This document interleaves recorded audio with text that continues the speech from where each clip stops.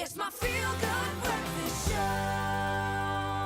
Welcome back. It's your Feel Good Breakfast Show. Happy Monday to you, and thanks for starting the week off with us. Now, a month back, we opened up some files and conversations around relationships, and especially around temptation in relationship and how it plays out, how people are led to infidelity with our relationship expert, Dr. Eve. She joins us back again because we felt that we've only scratched the surface of that particular topip with all the feedback that we got on social media and all the calls that we got as well. So we encourage you to engage with us again as we explore this again. 021-4309-881. Dr. Eve looking lovelier than ever. Thank you very much for joining us. How are you on this Monday?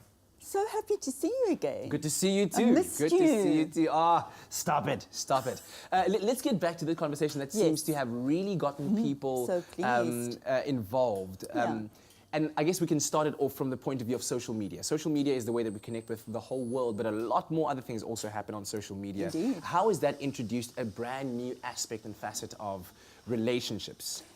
I was reading this fantastic article this weekend called Relationship Anarchy.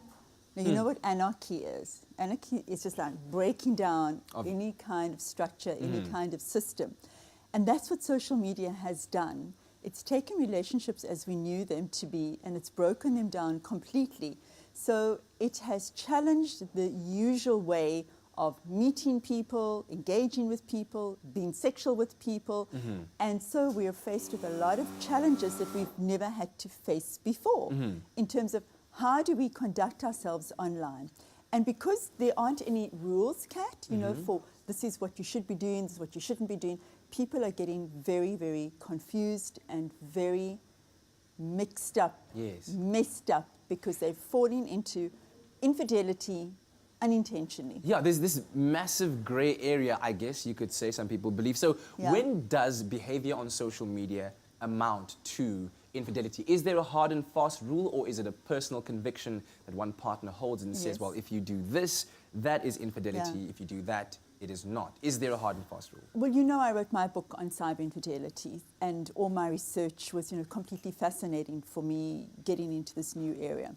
And there are, I think, if there is something that I would like our viewers to take away with them today, it's to do exactly what you say now. A conversation with your partner or partners has to be held in terms of, this is what I would say infidelity is. Because that's the first step, is what is cyber infidelity? How do we really define what cyber infidelity is? Because if I am going to ask you, what would you consider to be cyber infidelity? And I'm going to tell you what I think would be cyber infidelity. So you go first. But I mean, I guess there's so many examples of exactly how social media has opened up the spectrum of things that can happen, like, for instance, inappropriate pictures and videos being shared, inappropriate conversations being had with people. But who defines what's inappropriate? You see, that's my personal conviction. If I were to read a conversation and say to myself, well, that to me doesn't feel right. It seems like you're having a conversation that you would ordinarily have with me. The context of it, I think context is very important as to why that conversation might be happening, might say to me that borders on infidelity. What about you? Yeah, but then again, your partner might say, but that's just a conversation I'm having with somebody. That isn't infidelity at all. So the whole differentiation between what is cyber infidelity and what isn't, and I know I'm avoiding asking my personal question. I'm still waiting for the answer, Dr. Eve. I promise you, is that one person defines a conversation as not being infidelity, and the other one says, but that is kind of cheating, that really does hurt me. That wasn't, in context, it wasn't what it meant to be.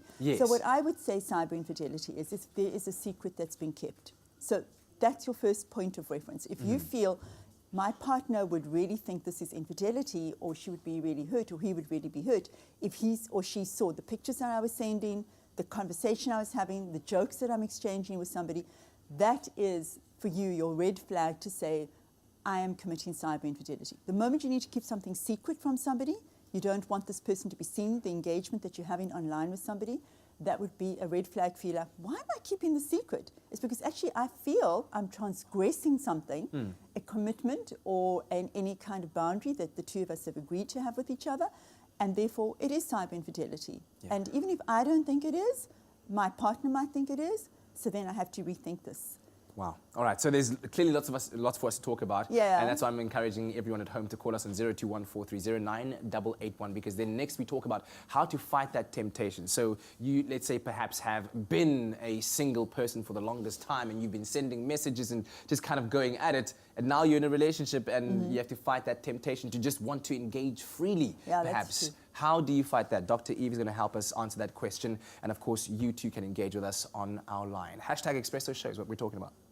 It's my feel-good breakfast show. All right, welcome back to our conversation with our relationship expert, Dr. Eve. We're talking about fighting temptation in your relationship, especially in the age of social media that has opened up so much for people out there to explore, not just in the Tinders and all these other apps, but also in how you conduct yourself in a relationship. So we said that we received a lot of engagement on social media, and one Dion Smith had this to ask. He said, how do you react and respond if you exchanged contact details with a third party with your partner's approval, and this third party subsequently propositions you for an affair on social media?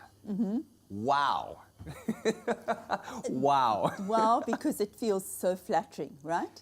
I guess so. That's why he would ask the question in the first instance, because the Yeah. answer seems quite simple. Yeah, exactly. It feels very flattering. So there comes his temptation of, I'm really tempted to go ahead with this because my ego's been really tickled and I want to pursue this a little longer, this feeling of being desired and having this invitation. But, I mean, this is such a clear 101 situation of you being able to say either to your partner, listen, let's open up the relationship, or else say to the person on social media, I'm not up for this. Yeah, yeah. But is it as simple as that? Let's say you were going to take the one side, right? And you go to your partner, hey, I want an open relationship. Yeah. Could we engage with person X, Yes. right? That's one scenario. Yes. Second scenario, you go to person X and say, no, this shall not forthwith be happening. Your Yes. proposition has been declined.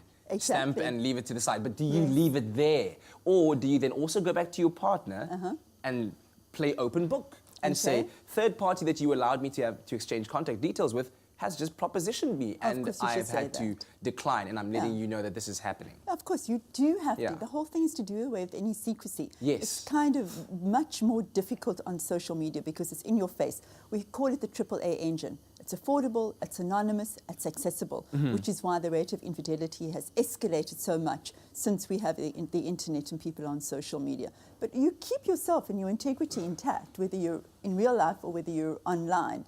You should be able to have a sense of your own compass, of your own moral compass, of what Yeah. it is that, how do I want to be living?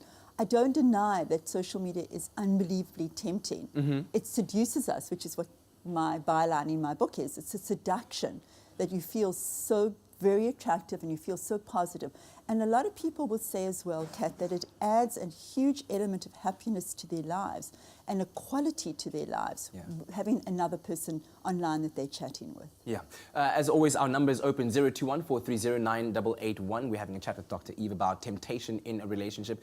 When does your interaction on social media start becoming harmful to your relationship? And I want to talk about all the aspects around it. So not just the interaction Yeah. on social media, but also how it's perceived in your relationship and how you react to it. And why I'm asking that is, for instance, if, let's say, your partner, and you said secrecy is a very, very bad thing, Yeah. like you were saying. So Yeah. you play open book, open cards, there's my phone, it has no password or whatever. Some people might say, but it's my phone, it's my privacy. Yeah, there is, So there is where then, that. so then where then do you draw the line so between privacy and non-secrecy? Yeah, that's a big issue.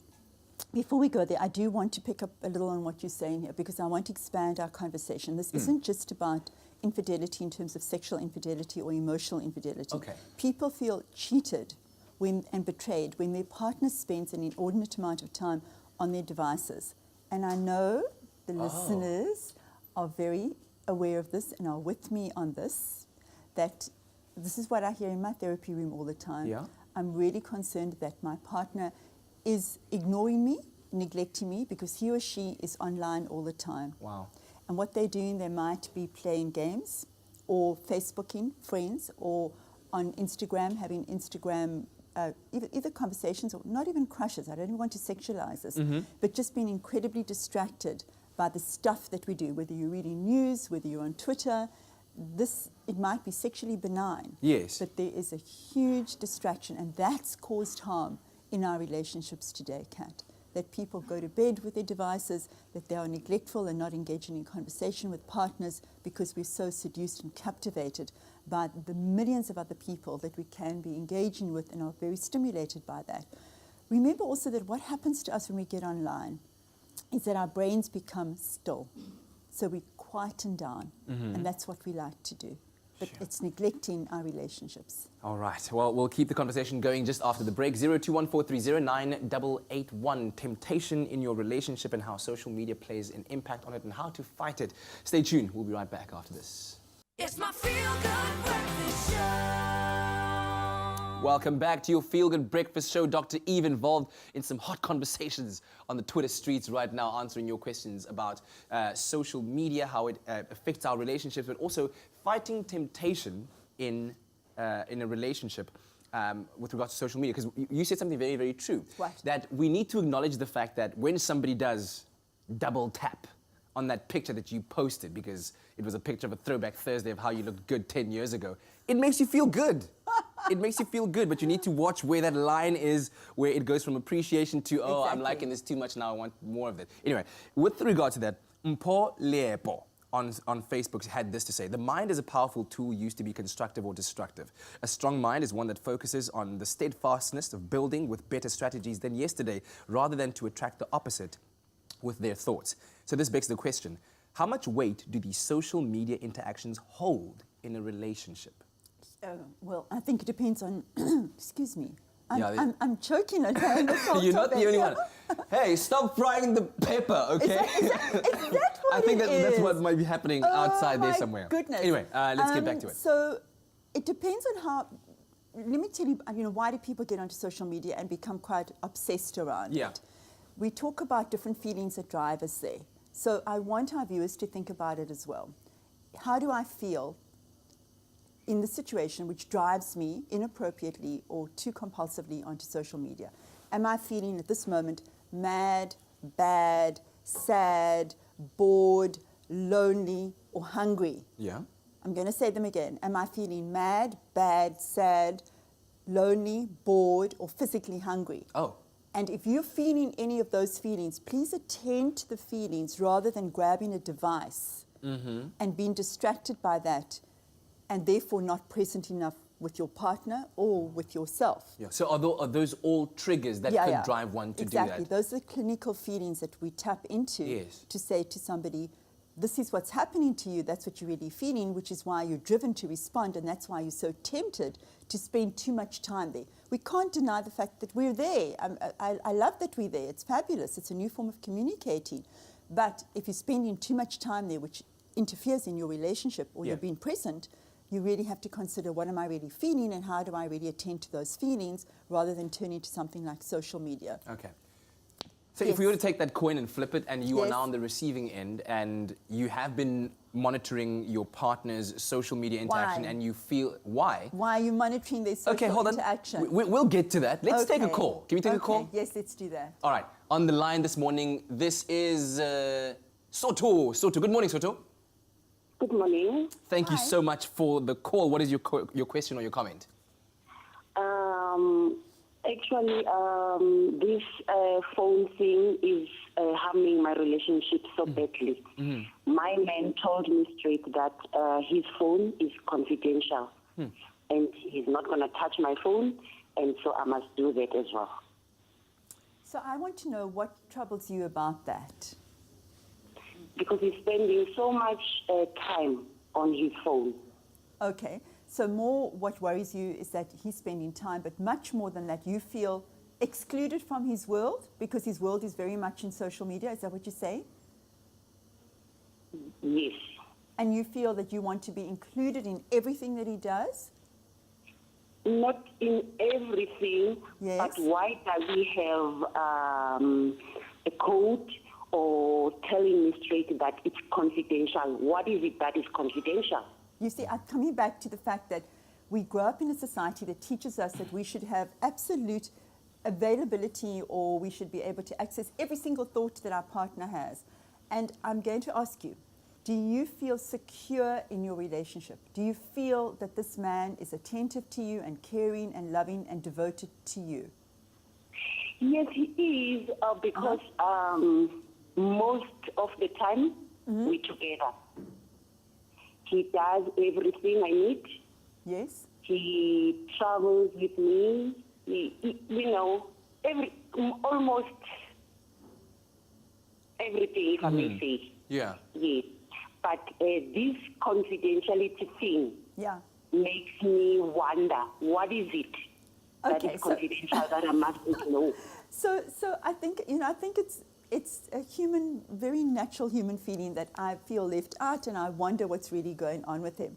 I think you want to hold on to the fact that the most parts of you are feeling well attended to by him.